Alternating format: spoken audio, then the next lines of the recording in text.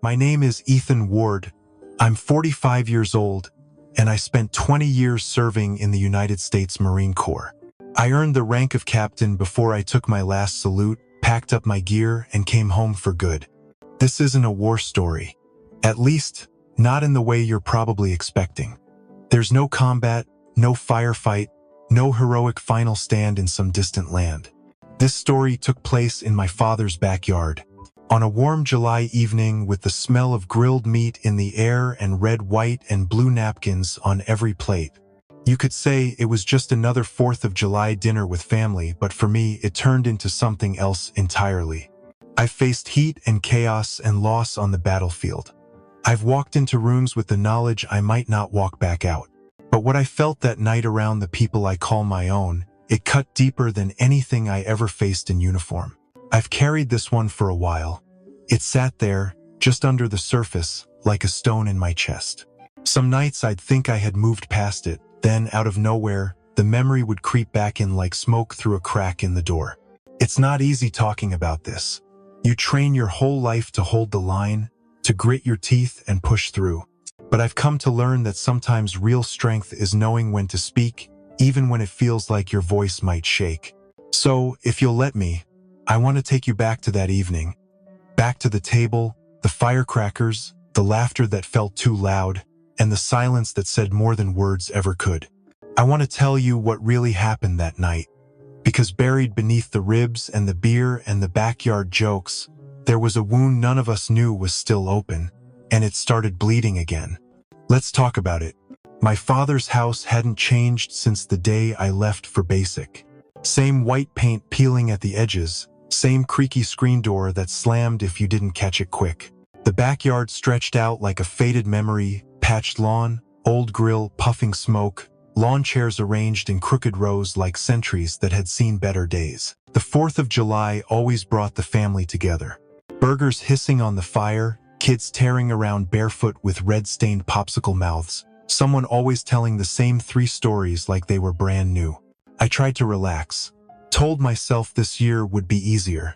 At first it was, I cracked a cold one, made small talk with my sister's husband, let myself laugh at a dumb joke my cousin told. The smell of grilled ribs floated through the air, and the late afternoon sun made everything feel softer than it was. But then the first firework popped. It wasn't loud. Not really. Just a sharp crack from one of those little ones the kids love to throw at the pavement. But it sliced through me like a switchblade. My fingers tightened around the bottle before I even knew it, and just like that, I was somewhere else. The backyard disappeared. The laughter faded into static. In its place, I saw orange sky, heard the chopping of rotors, smelled the burned sand. My breathing thinned, my vision narrowed. I tried to ground myself, count the bricks in the patio, find my son's voice, anything, but it was too late. I was already inside the memory. I didn't speak. I couldn't. I just stood there, in the middle of a crowd of people I loved, feeling like I was bleeding from somewhere no one could see. I remember the beer bottle slipping from my hand and hitting the ground with a dull thud. The grass was wet. I think I dropped to one knee. Then came the silence. Not from me, from them. Everyone had stopped talking. I looked up and saw my father's eyes on me, cold, calculating. The same way he used to look at recruits who messed up their drills. He didn't ask if I was okay. He didn't reach out. He just shook his head once, like I'd disappointed him, and said the words that I've replayed in my head 100 times since. Should have stayed home if you can't handle noise, Captain. He said it flat, like it was a fact, like I was weak for reacting the way I did, and he made sure everyone heard it. Something inside me fractured right then. I didn't yell, I didn't argue. I just stared at him, still trying to catch my breath, as a flush of heat burned through my neck and cheeks. I felt 15 again, back when I first told him I wanted to enlist and he laughed in my face. I stood up. My legs were stiff, my shirt damp with sweat. I looked around and saw the pity in their eyes, the confusion, the silent judgments nobody dared to say aloud. I wasn't a war hero to them in that moment. I was a man who couldn't handle a firecracker. I excused myself, walked inside, and stood by the kitchen sink with my hands braced on the counter. I could still hear the fireworks popping outside. Each one made my shoulders tense. I thought I was past this. I thought I had control. But it turns out, sometimes the battlefield follows you home, and the ones you hope will understand the most are often the first to dismiss what they can't see. That night, something changed between me and my father, and I didn't think it would ever be repaired. I was still in the kitchen, leaning on the counter, trying to get my heartbeat to slow down when I heard the front door creak open. For a second, I thought maybe someone was coming to check on me. Maybe my sister, maybe my wife. But then I heard boots, heavy, familiar, and just slow enough to make me freeze. James. I stepped out of the kitchen and there he was, standing just inside the doorway in his service camis. He looked bigger, sharper around the eyes, like the few months at Pendleton had carved the boy right out of him and left a Marine in his place. His hair was short, jaw clenched, face unreadable. He scanned the room fast, eyes locking on mine first, then flicking to my father. The silence was still hanging in the air like smoke after a bad burn. Everyone else just stood there, unsure what to do. James dropped his duffel by the door without a word and walked in. Nobody knew he was coming home. He had wrapped up a block of training early and pulled leave. Said he wanted to surprise us. He did. My dad tried to play it cool, straightened his back, lifted his beer, and gave a half smile. But James didn't smile back. He took 3 steps forward, slow and deliberate, like he was marching across a minefield, then stopped right in front of his grandfather. And then he said it. Apologize. Just that. One word. Quiet, but loud enough for every single person in the yard to hear. My dad blinked. His grip tightened on the bottle. He glanced around, like maybe he'd misheard or someone would explain what was happening. James didn't flinch. Apologize, he repeated, to him, right now. My father opened his mouth, closed it, then tried to laugh it off. Said something about how kids today don't know what real war looks like. James cut him off, calm as ever, and said he didn't come here to argue. He came to speak the truth. He looked at me, then back at my dad. And then he told the story. There was a night, 3 weeks into a brutal training block. Long hours, sleep-deprived, weather turning cold. He was alone in the barracks after a night op, and someone lit off a few unauthorized flares outside as a joke. The light and sound hit him in the gut like a hammer. He said he didn't move for a full minute. Just sat on his bunk, shaking, heart racing, chest locked tight, couldn't breathe right, couldn't think straight. He tried to ground himself, but it wasn't working. He was on the edge of something, and he knew if it tipped, he wouldn't come back the same. So he called me. Middle of the night, California time. I answered on the second ring. I remember that call. I thought it was something serious, maybe a broken leg or a fight. Instead, I heard him breathing like he'd just run 10 miles, whispering that he didn't know what was happening to him. I didn't lecture him. I didn't tell him to tough it out. I stayed on the phone. I told him what I knew, how it comes out of nowhere sometimes, how you can't logic your way out of it, how the body remembers even when the mind wants to forget. We talked for half an hour. I guided him through breathing, told him what worked for me, told him it didn't make him weak. It made him human. He said that call saved him, that in those 30 minutes, I became more than just his dad. I became the one person who could actually understand what he was going through. And now, hearing someone try to shame me for the same thing that nearly broke him, he couldn't stay quiet. I didn't move. I didn't know if I could. My father's face shifted. Something flickered there. Not anger, not shame exactly, just something brittle, like he'd been hit in a place he didn't expect to hurt. The silence stretched. James didn't press him, just turned and walked toward me. He put a hand on my shoulder, looked me in the eye and said, loud enough for everyone to hear, "You did more for me than any training ever could." Then he hugged me. I didn't cry. Not then. But something inside me let go in that moment. Some tension I didn't realize I was still holding. My son saw me, not just as a Marine, not just as his dad, but as a man who had survived something and had the strength to carry someone else through it. The rest of the family stood still. Nobody really knew what to say, But the air had changed. That thick, judgmental fog had cleared just a little. My father didn't speak again that night. But for the first time, I think he started to listen.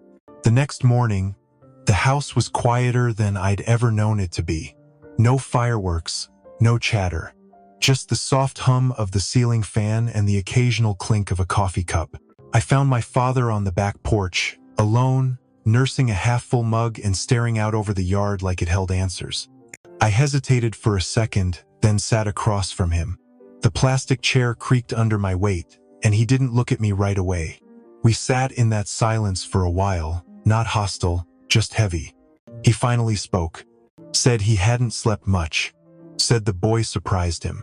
And then he went quiet again. I waited. I knew better than to rush him. Then, almost like he was talking to the air more than me, he said it started with helicopters. Back in Nam, there was this one night, monsoon season. They were running a medevac under fire, and something went wrong. He didn't go into the details, but his jaw tightened and his hands fidgeted with the cup. He said he couldn't hear right for 2 days after that. Couldn't forget the screams, the smell. He told me, low and steady, that for years after he got back, every time he heard the thump of a helicopter blade, he'd freeze. Palms sweating, heart racing, breath caught in his throat. Said it didn't happen often, but when it did, it made him feel like a ghost had reached out and grabbed him by the spine. He never told anyone, not even my mother. Said he figured he just needed to toughen up, push through. That was the way things were back then. You didn't talk about it, you drank. You worked. You kept moving. He paused again, looked at me for the first time. Said what happened last night brought it all back. Not just the sound, but the shame. Watching me freeze like that reminded him too much of himself. And instead of reaching for empathy, he reached for distance, for control. He said he judged me because it was easier than facing what he had buried for decades. I didn't say anything. I couldn't. He looked away again, voice rough when he spoke next. Told me he was proud when I joined the Corps, but terrified I'd come back carrying what he never put down. And when I did, he didn't know how to deal with it, so he defaulted to command, to discipline, to judgment.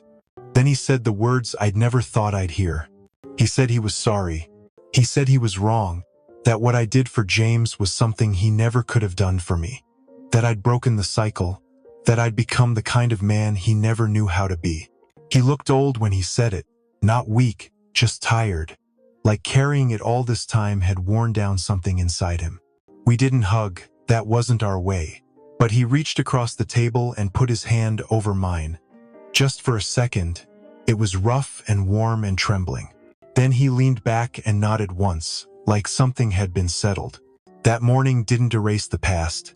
It didn't heal everything, but it cracked open something solid that had been sealed shut for too long. A door, maybe, or a heart. And for the first time, I saw not just the man who raised me, but the Marine who came home carrying things no one ever helped him unpack. The next Sunday, we had dinner again, just the three of us.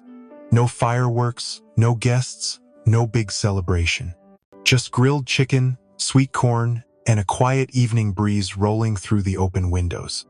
My father sat at the head of the table, like always, but something was different. He listened more than he spoke. He asked James questions about base life, joked about the mess hall food, and actually laughed when James teased him back.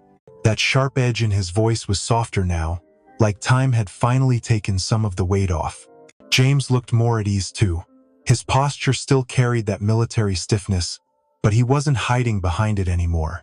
He spoke like a man who had learned something no manual could teach. Experience had given him a kind of calm you only earn by walking through something hard and making it to the other side. And me? I guess I started breathing a little easier. Not because everything was perfect, but because it didn't have to be. We weren't a flawless family, but we had finally started talking like one. A few weeks later, my father signed up to volunteer at a local veterans center. Said he figured if he could talk to strangers about what he saw over there, maybe it wouldn't be so hard to keep talking here at home. That was his way of showing up, of making amends without making a scene. I started going too. Sometimes just to listen, sometimes to share, sometimes just to sit beside men who had seen things most people wouldn't understand and remind them they weren't alone. James joined us once before shipping back out. He sat between us on a folding chair, arms crossed, but his eyes wide open. When one of the older vets asked him what it felt like to grow up between two generations of Marines, he just smiled and said it was loud, but worth it. That night, before he left, the three of us sat out on the porch as the sun went down. We didn't say much, just passed a pitcher of lemonade back and forth, listening to the crickets start their chorus. And for the first time in a long time, the silence didn't feel heavy, it felt like peace. I used to think strength meant shutting up and pushing through. That silence was a badge. That emotion was something to lock away. Now I know better. You don't have to wear scars to understand pain. You just have to listen.